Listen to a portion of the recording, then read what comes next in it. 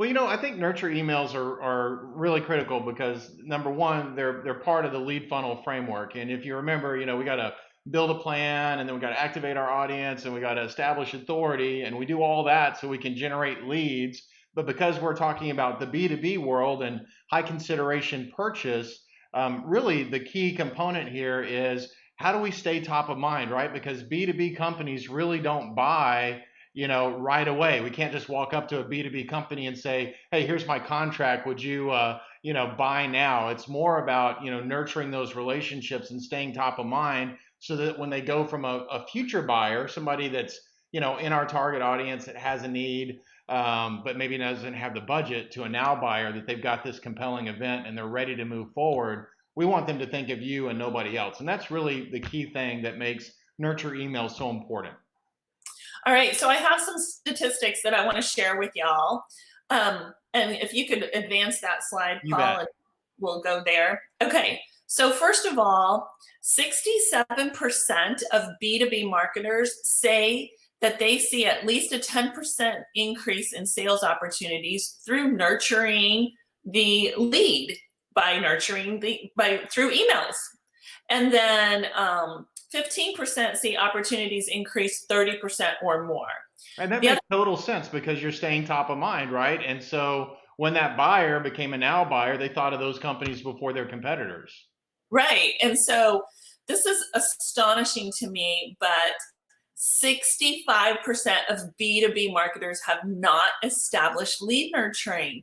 You spend all this time generating these leads. You have to nurture those relationships. Think about the flip side of that, Lisa. That means that 35%, only 35% of the companies that are out there are actually doing lead nurturing, right? What a competitive advantage that is, that if you'll just start nurturing nurturing your leads with emails, and Lisa will explain more about what that is in a minute, you're going to be in that 40 percentile, that top 40%. And let all those laggards out there that haven't figured out this stuff is important, just leave them in the dust. And then this kind of goes back to what you were saying, Paul. 15 to 20% of your audience is not ready to purchase. And so you're by lead nurturing, by emails, you are staying top of mind. You're giving them the opportunity to convert into a sale when they're ready to buy. Yeah, absolutely. Totally, totally agree with that. And then the last little stat that I wanted to share is B2B marketers say the number one benefit of marketing automation is the ability to generate more and better leads. Well, that just kind of makes sense, right? Well, it totally does because, one of the things that we talk about in the course is how when you generate leads online, you're going to have about 10 or 15% of the leads that are just total crap, right? They're not companies that you're ever going to want to do business with. They're probably people that are filling out your form because they're trying to sell you something, right?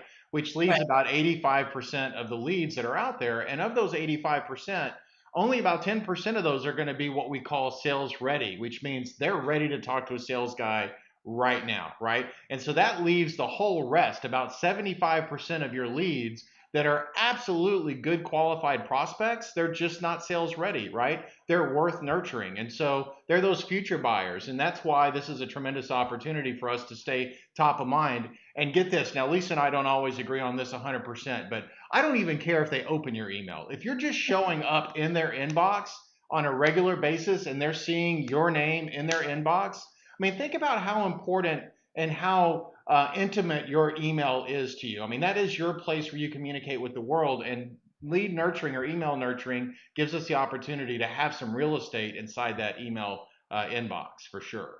And Paul, if you'll go to the nurture email examples, I want to show this to our audience and give you two examples of two different each nurture emails that we have sent out recently. One of them has a call to action at the bottom, and you can see that in the green button. And then one of them is just communicating and saying, hey, in COVID times, I hope you're staying safe. I hope you're staying well. Here's a couple of pieces of information what brands have done to shift their marketing. It's just giving them information, but I don't have a call to action at the bottom of the second email. So it's serving, selling. You don't always have to have a call to action, but you do need to provide valuable content. Yeah, one of my favorite nurture emails that we did was right around the Super Bowl, and we had definitely folks on both sides of the camp. For the two teams. Oh my gosh, Kansas City, and I can't even remember the other team. So I guess that shows who I was rooting for. But Lisa did a great job. She took a picture of our chief morale officer, Pippa, who happens to be a beautiful Labrador, and she was wearing a Kansas City Chiefs sweater. And so we took a picture of Pippa and we did a whole nurture email around who are you rooting for. And I think we got tremendous success on that. So many people responded to that email and there was no sales intention at all. We were just trying to stay top of mind. Right. So it can be fun. It could be salesy. It could be some kind of information about your team or your business or your brand. It doesn't always have to be a call to action, but like you said, Paul, it's staying top of mind. Yeah, absolutely. Okay, so let's go and give them some best practices on nurture emails. So why do you want to nurture an email? Well, we've kind of already said this. You want to build a relationship with your audience. So I would not Paul, why don't you give me that example that you've used about you and your wife? Sure. I've been married for 30 years, thank God. And, if I'd gone up to my wife 30 years ago, I guess 31 years ago, whenever we met for the first time, and I said, hey, Beth, nice to meet you. Would you like to get married? She would have probably looked at me like I was crazy, maybe looked to see if there was a security guard close by or something. So I wouldn't stalk her, right? You just can't do that. You don't walk up to somebody and ask them to get married. You have to build a relationship. It just takes time to nurture that relationship. And so, part of what we're doing with our B2B lead funnel framework is putting you in the best position to establish a good, solid relationship that is fair exchange of value. It's leading with knowledge. And, your nurture emails are a big part of that process and that component. Right. So you're building your relationship. And we've already talked about this when we showed the examples. You're staying top of mind. So your audience knows, hey, Vendi has sent us another email, whether it's fun, whether it's salesy, but we're staying top of mind. You're educating your client. And that's another thing that we just gave you an example of in those two separate emails. We're giving you valuable content. We're telling you some information that you might not know. We're curating it. We've done the research and we're putting it all in one nice, neat package and we're sending it out to our audience. And they're reading it all right there in front of them so they don't have to go do the research. Yeah, we call it nurture with knowledge, right? It's one thing you want to stay top of mind, absolutely, all the things we've been talking about, but they are going to read your emails from time to time, and you do want them to go, if it takes them a minute to read that email, boy, that was a good use of a minute of my day. That I've learned something that I didn't know, or I feel more connected to this company or this brand now more than I did a minute ago when I didn't read your email or started to read your email. And the last thing is you can hyper target your audience. So if you have geographical regions that you work in, you might want to hyper target them based on geographic. You might want to hyper target them by where they are in your lead funnel. You might want to target them by a product or a service that they're interested in. So you could focus your emails based on hyper targeting your audience. Yeah, another really good point about that is, geographic and all the different things that Lisa just talked about. But if you've got a good marketing automation platform, which we've talked about how important having good software and a good marketing technology stack is for you, then you can hyper target based on persona. Like you could send the same email to a CMO that you send to an influencer and change just a few of the words in that email based upon what you know about that person. You can also obviously use personalization or use dynamic content based on industry. So there's lots of ways that you can hyper target your emails if you have the right technology to do that. Right. So here's the process. If you want to go to the next screen, Paul. First of all, start today. Like, just get going, because you saw the stats. 65% of B2B marketers don't use nurture emails. So Wait a start minute, today. Lisa. Maybe I just want to wait until this COVID thing is over. Maybe I really don't want to start today. Isn't that just too much work right now? Why would I want to start in the middle of a pandemic? Because when this pandemic is over, your buyers are going to be ready to make a purchase. So you've got to stay top of mind. Yeah, in fact, I want to give Lisa a lot of credit here because she's been managing our nurture emails throughout this whole thing. And I think, quite frankly, this is probably, and please don't take this the wrong way, one of the best times to send out nurture emails because we're all in the same foxhole together. I mean, every prospect that you're going to be talking to is struggling with COVID-19, is struggling with this pandemic. It's a great opportunity to find common ground. And I know this is a really crappy situation that we find ourselves in, but how awesome is it that we can actually empathize with one another about going through the same issue? Right, and those have been some of the emails that I've got the best response on when I'm just being empathetic and compassionate. Those are some of the best emails that I get responses on, and you want to make sure when you're speaking to your audience that you're really understanding who you're speaking to, who is your audience. So that's the other thing that's really worked in our email campaigns as well. Right, absolutely. So creating content around your customers' pain points.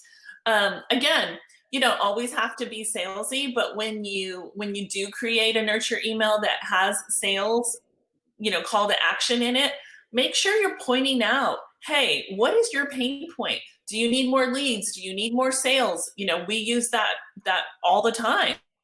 Yeah, one of the things Just we really say, yeah, is that if you're not talking about their problems, they're going to stop listening to you, right? So we right, do definitely want to talk about, even though we may be empathetic and staying top of mind, is that we get they have problems that they're trying to solve. right.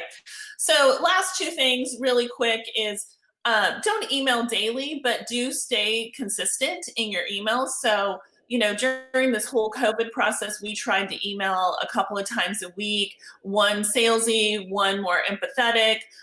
You're going to know your audience obviously more so you'll be able to create that content, but make sure you're following up consistently, because what happens is you train them to expect that email.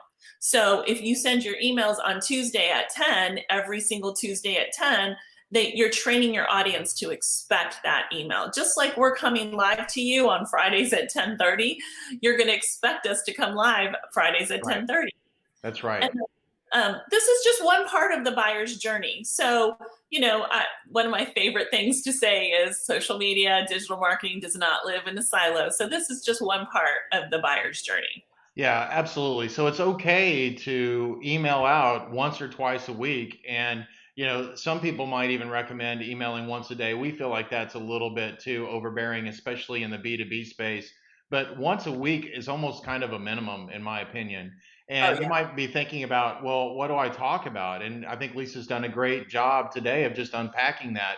But one great nurture email would be, if you're blogging once a week, which is one of the things that we recommend in the established authority phase of the funnel, you could simply send out a nurture email that is, hey, check out our latest blog. Here it is. Here's kind of the snippet or the headline, if you will. Click here to read the whole thing.